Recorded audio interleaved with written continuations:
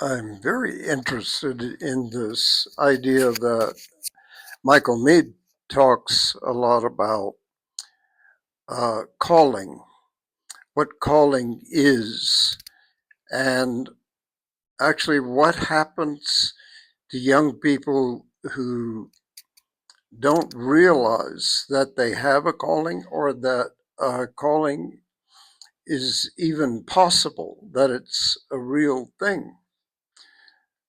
Um, when I was young, I I did a few things very naturally.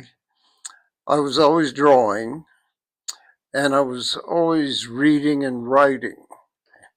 Um, but nobody ever talked about calling and what that would feel like. I just had this sense that I naturally liked doing certain things and didn't like doing other things. And the things that I didn't like doing, um, I didn't even try to do them.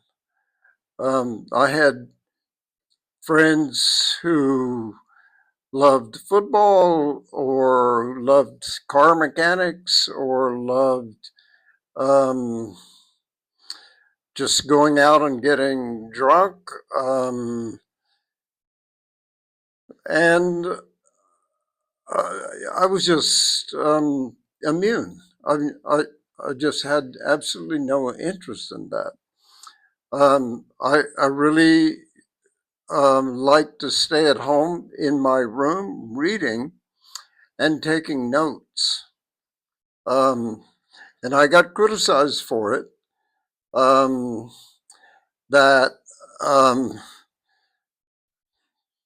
I, I, I forget exactly what my father had to say, but it was negative. Um, and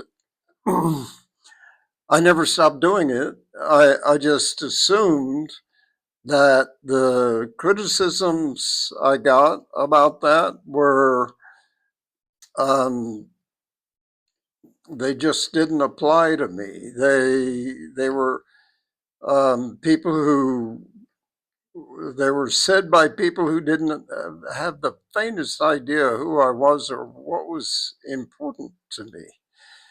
What was important then is pretty much the same stuff that's important to me now, and that is ideas and language, the language to put them in. Of course, I was also very attracted to music and I was very attracted to the visual arts. So all of those things had an attraction to me that was obvious. I I never had any doubt that I should go in that direction. It was a little vague, though, how to go about it and to make my way in the world as it is. Um, and I fortunately had a very indulgent mother, and she managed to go around my father and actually finance my art school activities in Italy and some of my other adventures. Um, she did start to wonder by the time I was in my 40s when I was going to actually be somebody in the world. And I was always surprised at that idea because I didn't want to. I didn't care about that.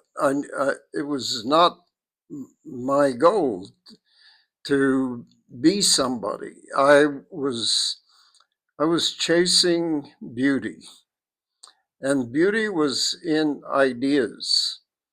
It was in language. it was in art, it was in music.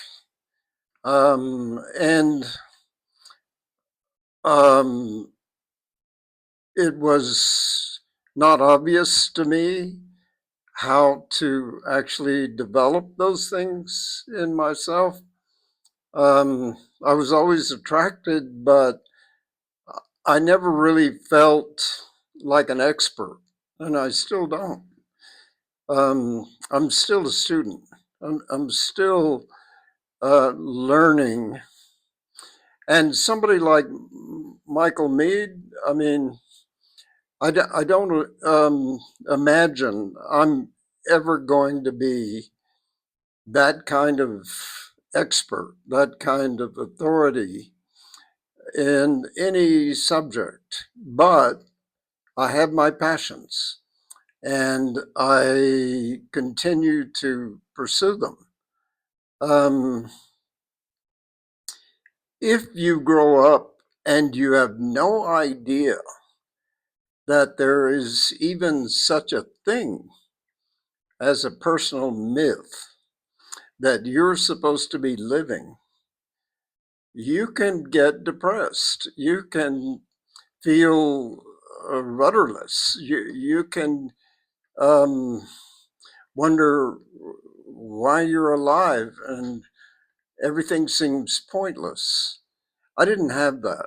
Um, I always had something I was working on, something I was enthusiastic about. Um, I didn't necessarily feel like I was going to be an expert, certainly not a world expert, but the process of continually learning new things is a great way to live, frankly. And I'm really happy I've been able to have 85 years so far of pursuing what I love in life.